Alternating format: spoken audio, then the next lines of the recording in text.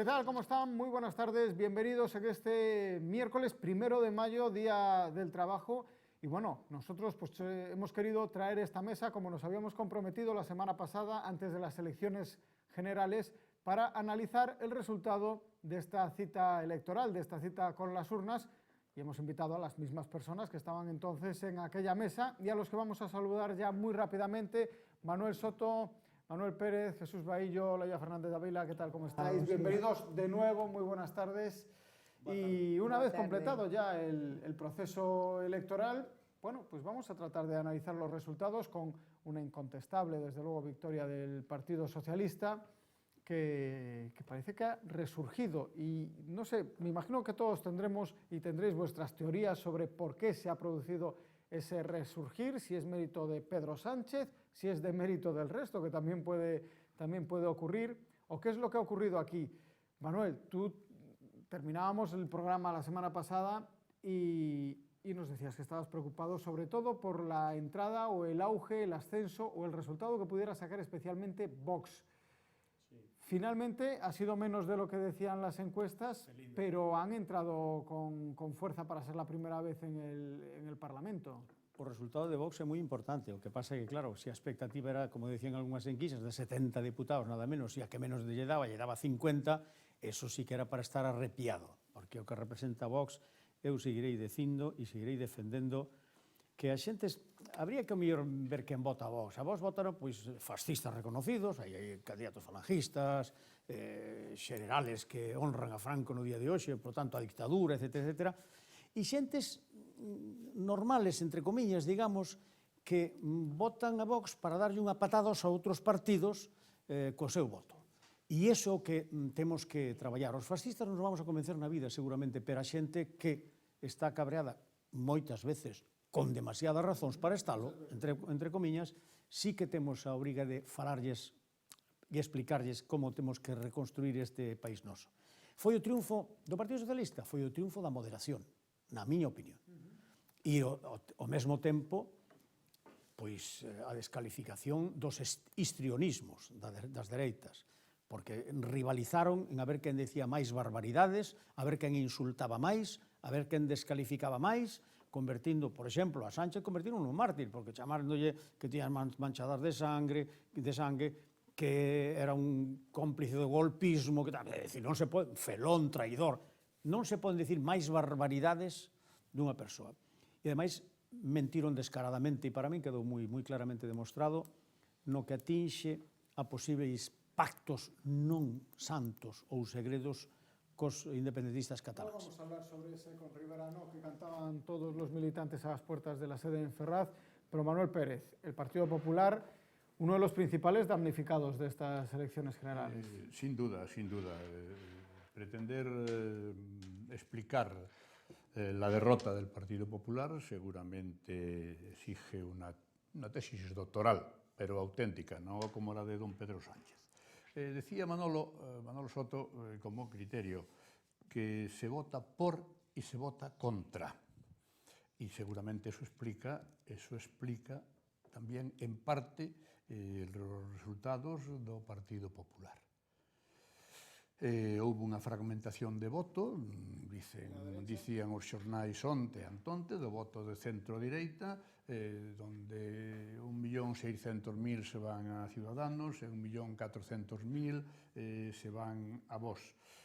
Seguramente en Vox hai moita extrema-direita, e tamén habrá xente, dicía tamén Manuel, que a veces cheos de razón para estar enfadados. Volvemos á idea, se vota contra, e eu para decirlle ao PP, non eu, outro, un calquera, un votante, que non me gustou nin isto, nin aquelo, a atonía ideolóxica do goberno de Mariano Rajoy, a falta de decisión, é dicir, o haber adoptado un 155 extremadamente tibio, sin abordar temas de educación ou dos medios de comunicación, etc. Digo, pois agora castígote votando así. Importancia da presencia de Vox. a mí dá a impresión de que tuvo un resultado moitísimo menos. Manolo marchaba outro día daqui como moi preocupado. Eu tamén, cando algún enquista o situaba hasta en 70 ou 72 escaños, digo, pero este país toleou. Porque eu penso que, por encima de todo, somos unha sociedade moderada, tolerante, con discrepancias, pero que é capaz de convivir. Hai que ter en conta sempre que a tolerancia tamén ten un límite, que cando a tolerancia sobrepasa certo límite deixa de ser virtude.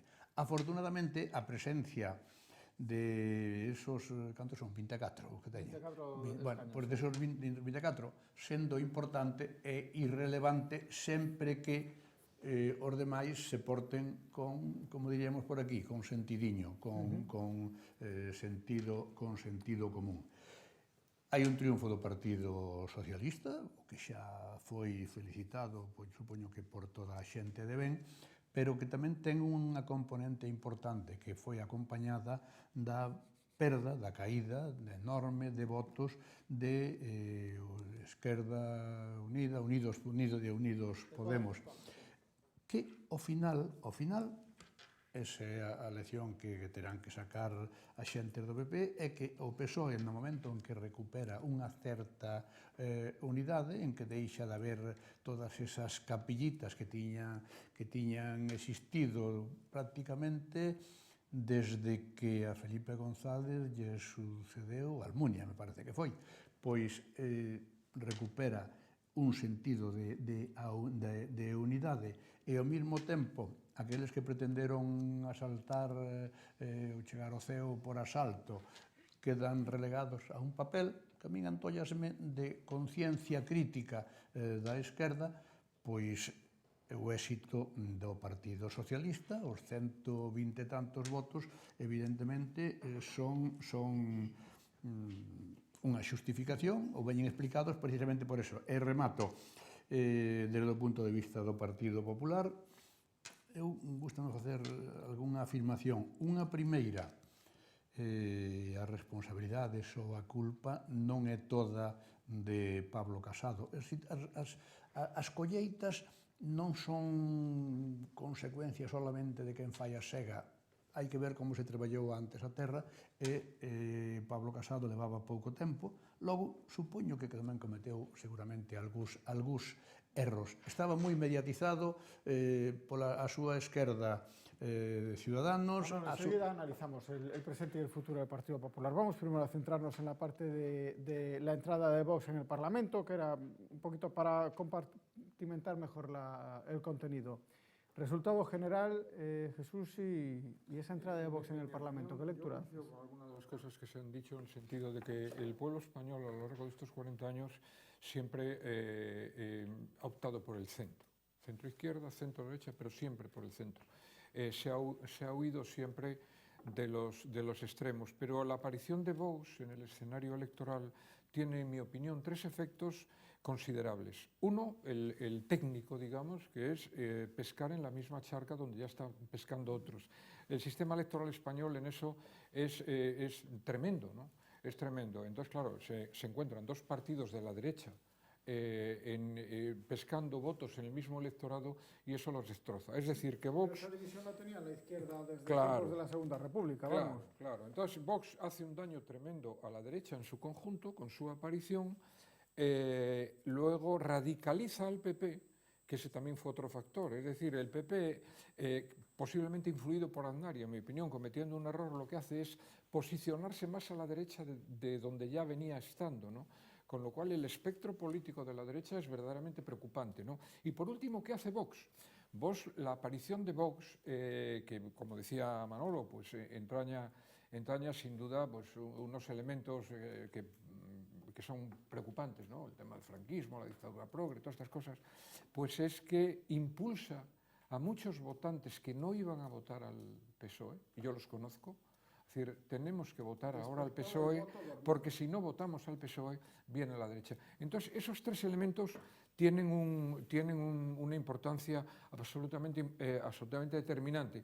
Entonces, hemos demostrado a Europa y al mundo que somos un país moderado, como decían los dos Manolos, y ahora lo que hay que demostrar al mundo es si los políticos que tenemos tienen el nivel suficiente como para dar prioridad a los intereses del Estado por encima de los intereses partidarios y políticos, que ese es otro cantar. En Galicia el Partido Socialista consiguió 10 escaños, 9 el Partido Popular y 2 Ciudadanos.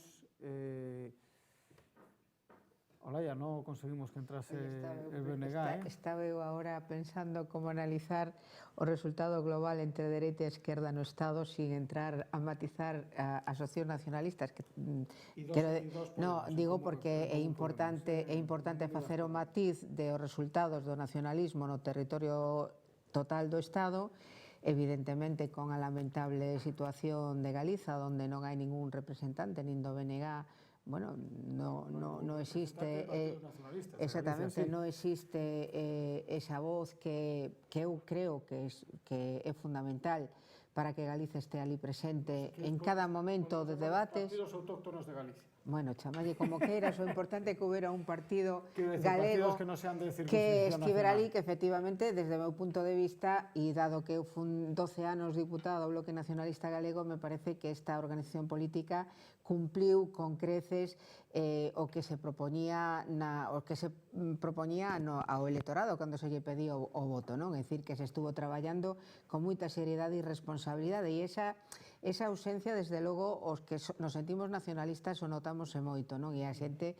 a mí tamén mo transmitía. Pero, bueno, a realidade do voto nacionalista en Galiza foi ese, haberá que traballar para procurar cambiar as cousas, pero logo hai un voto nacionalista no País Vasco e en Cataluña que é evidente que medrou en relación a ocasións anteriores. É dicir, que hai que ter en conta que o Partido Popular queda eliminado en Euskadi nesta ocasión na medida en que saca 0 diputado, e que as forzas nacionalistas incrementan representación, o PNV un diputado e Bildu 2. E se vamos a Cataluña, pues nos atopamos con o mesmo, e iso hai que telo en conta a hora de analizalo non solamente en Cataluña e no País Vasco, sino en xeral en todo o Estado, non? E o que quería eu comentar en relación coa entrada de Vox e como foron os resultados, estaba a pensar que realmente houve dúas estrategias, unha planeada pola dereita e outra pola esquerda, que a da dereita estaba destinada a emular a Vox, é dicir, tanto Ciudadanos como Partido Popular en moitos debates vimos que se decían cousas iguais ou peores aínda das que decía Vox cando se falaba de igualdade, cando se falaba de dereitos sociais e, sobre todo, cando se falaba de dar resposta ao problema territorial que ten o Estado español. PP e Ciudadanos aí incluso manifestaban unha agresividade superior ao que podía ser Vox. E entón aí hubo unha estrategia, unha vez que Vox estaba no mapa electoral, da dereita de non querer ser menos que Vox, o cal quere decir que puxeron unhas formacións políticas de dereitas ao servicio dunha ideoloxía extrema desde a dereita. E polo outro lado estaba a posición de esquerdas a nivel de Estado nas dúas grandes formacións que tuveron o que teñen importante representación neste momento, que foi diferente no aspecto territorial, é dicir, de buscar a concordia, de buscar salidas, aínda que no caso do Partido Socialista era sempre negando a maior en relación ás reivindicacións dos nacionalistas cataláns no tema do referéndum, etc., pero sempre abríndose ao diálogo e a buscar unha solución política ao problema, e o tema incluso de Podemos que iba máis alá e no recoñecemento da plurinacionalidade do Estado, algo que lle achaco ao Partido Socialista e a Pedro Sánchez, porque o fixo en un determinado momento e por medo a esa dereita non se quiso reconocer cando a propia Constitución española recoñece esa plurinacionalidade, porque nacionalidades históricas é o mesmo que nacións. Entón, en ese sentido, a esquerda se posicionou moi claramente a unha posición de diálogo, de concordia e de resolucións de resolver os problemas desde a política, non desde outros ámbitos.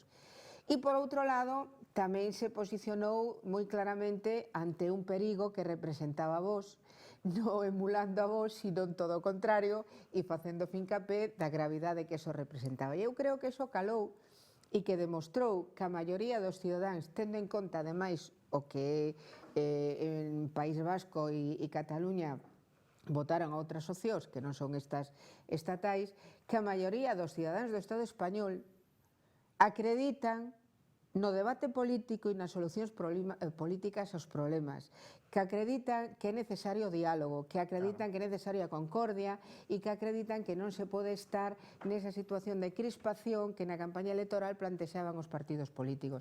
E eu creo que o Partido Socialista, que será, bueno, evidente que o que vai a formar goberno, isto debería ter en conta, e non digo que no primeiro ano, pero nos 4 anos que actúe nesa dirección.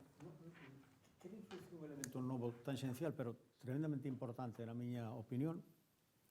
Eu xa máis dunha ocasión teño falado dunha maneira laudatoria de Núñez Feijóo e vou non facer outra vez. Non é casualidade que onde menos penetración tivo Vox, ou un dos sitios onde menos penetración tivo Vox en España foi en Galicia. Non é casualidade que Núñez Feijóo teña defendido, e sigue defendendo, e acabase de posicionar dunha maneira rotunda a prol dunha política moderada, dunha dereita moderada e civilizada. El falou hoxe dunha extensión da dereita que falaba de, escoitei, non sei se escoitastes, falaba de centro, de dereita e de centro-esquerda, dixo mesmo. É dicir, Descentralizar o Partido Popular. sí, descentralizalo, pero para centralizalo ten que haber xente de dereita e xente de centro-esquerda. É real a súa aposta polo centro moderado. Por lo tanto, non é casualidade nin os seus triunfos electorais, nin que neste caso fora o menos desfavorecido, inda que aquí en Galicia compre tamén salientar unha enorme victoria do Partido Socialista porque non se producía desde hai non sei canto, desde hai non sei cantas décadas.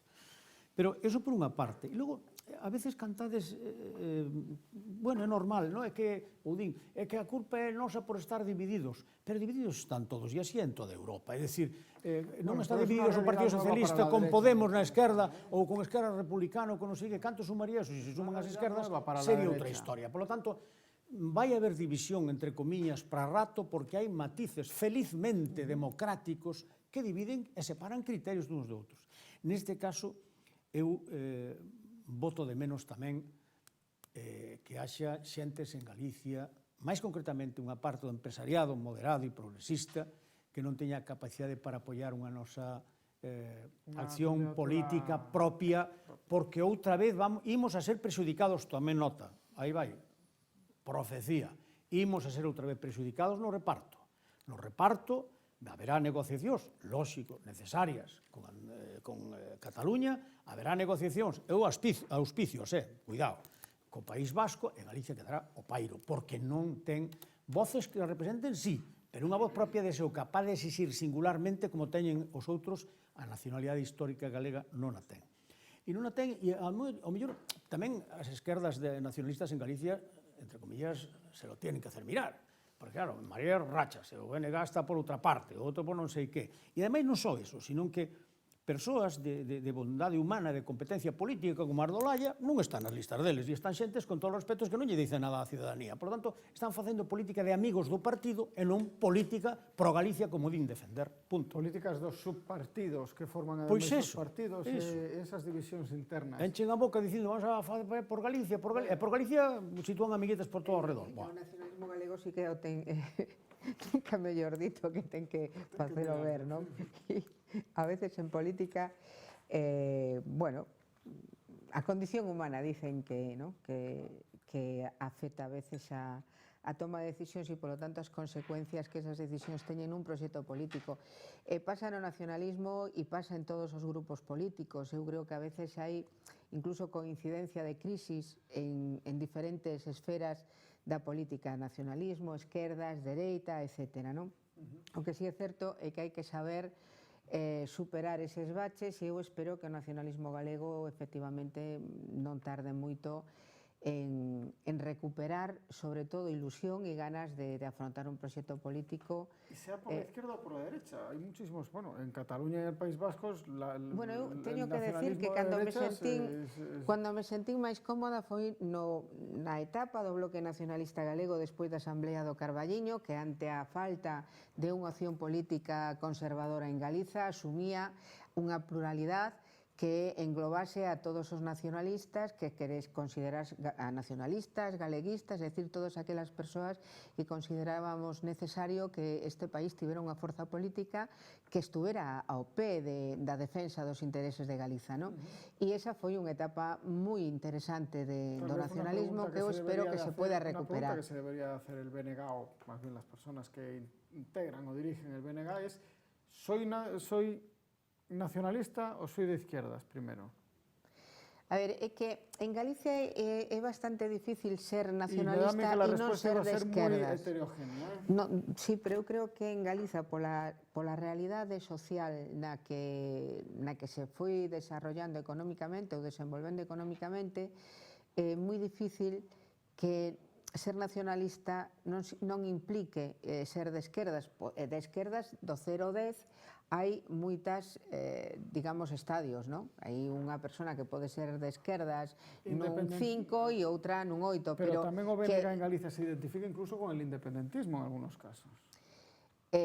O BNG actual pode haber máis presencia de posicionamentos independentistas que non, pero o BNG en ese sentido sigue sendo plural.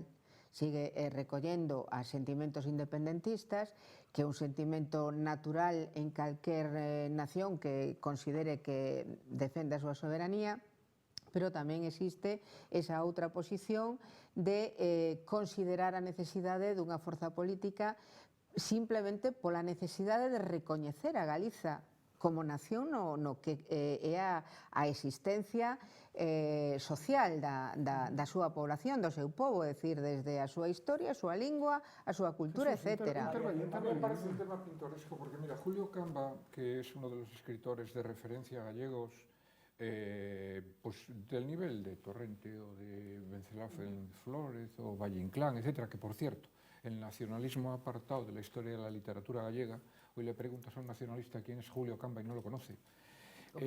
Julio Camba dijo, Julio Camba tiene un libro que yo recomiendo sobre España y hay una frase de frontispicio. Dice, yo me comprometo en 15 años y con 5 millones de pesetas a hacer de Getafe una nación con hecho diferencial y todo. Es decir, el tema del nacionalismo es un tema pintoresco. El nacionalismo es un sentimiento. Entonces, si tú, y no tiene nada que ver, porque es que además los nacionalistas tienden a confundir toda la evolución que hay del regionalismo posteriormente al nacionalismo cultural, posteriormente al nacionalismo político, posteriormente dotado de infraestructuras de Estado a un Estado independiente. Eso lo obvian, ¿no? Entonces, es un sentimiento que se crea desde que son niños, etcétera, y ya está, aunque no hayan sido nunca nación, ni sean nación política, porque son naciones culturales.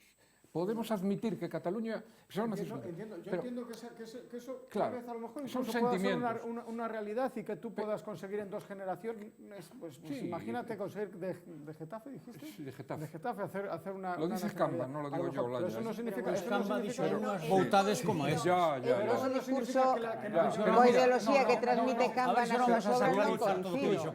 Quiero terminar. Este fenómeno de España, de los nacionalismos, este fenómeno ha pasado, lo que pasa que tuvieron una historia diferente en el resto de Europa. Ya lo hemos citado, es decir, desde la Baviera alemana o el Flandes Bélgica, la Escocia y el Gales en Inglaterra, los bretones en Francia, etc. La Padania en Italia, etc. ¿Por qué? Porque Europa y los propios estados se construyen por la suma de territorios inicialmente con un cierto nivel de soberanía, pero no política. ¿Pero qué pasa en España? España hemos tenido una dictadura. Hemos tenido 40 años de dictadura franquista y entonces la gente tiende a asociar el centralismo con la dictadura. Y Francia, que es un Estado democrático desde 1700 y pico y que dio lugar a la modernización del Estado liberal, vamos, el Estado moderno, pues es un Estado centralista. Mira, Yo creo, Es yo decir, creo que, que yo creo que pasa que uno aquí nos tenemos estamos la historia desviando que del tema. tenemos. Pero teñen un problema cos corsos moi serio. Claro, Claro, menos. quería Todos decir os unha mercados, cousa pero menos. en relación Pero a tesis de Baillo, non? A non é tesis de Baillo. É dicir, unha nación, o nacionalismo ou sentir unha nación é unha cuestión emotiva, é sentimental, Claro, según claro, ti. claro. Vale, o Totalmente de acuerdo. Estado é unha decisión política de crear un Estado con unha determinada estrutura, Claro.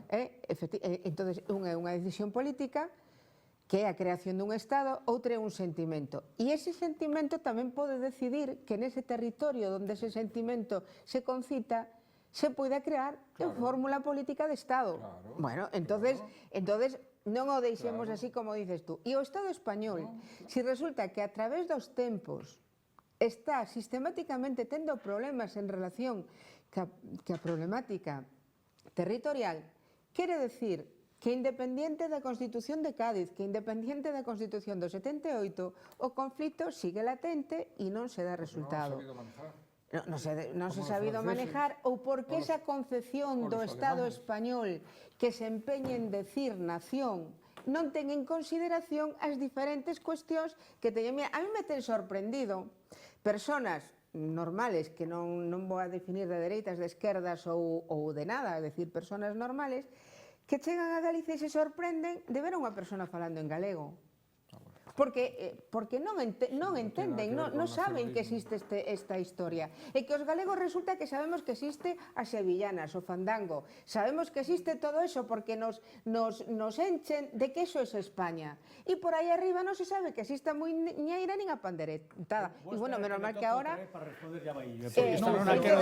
hai un descoñecemento por parte dunha maioría de población española da realidade que existe Mira, no antes de que Estado. me resuelva Manolo, solo decir te voy a resolver, por que Dios. el término literal nación española aparece en el Concilio de Constanza en el siglo XIV. Y San Isidoro, no me acuerdo cuál era la obra, habla ya de España como un conjunto. Evidentemente, como decías tú el otro día, los reyes católicos que eran las bases de un Estado, pero el Estado moderno liberal se crea en 1812, por cierto, de los primeros de Europa. Entonces, nación española aparece en el siglo XIV. Conocemos el contexto histórico. En o siglo XIV non englobaba o que hoxe engloba. Manolo, enseguida te voy a dar la palabra, pero me vais a dejar porque hace un rato ya me están diciendo en realización que tenemos que ir a publicidad y volvemos enseguida. Vamos a ver si ponemos un poco de orden en esta mesa. Hasta ahora.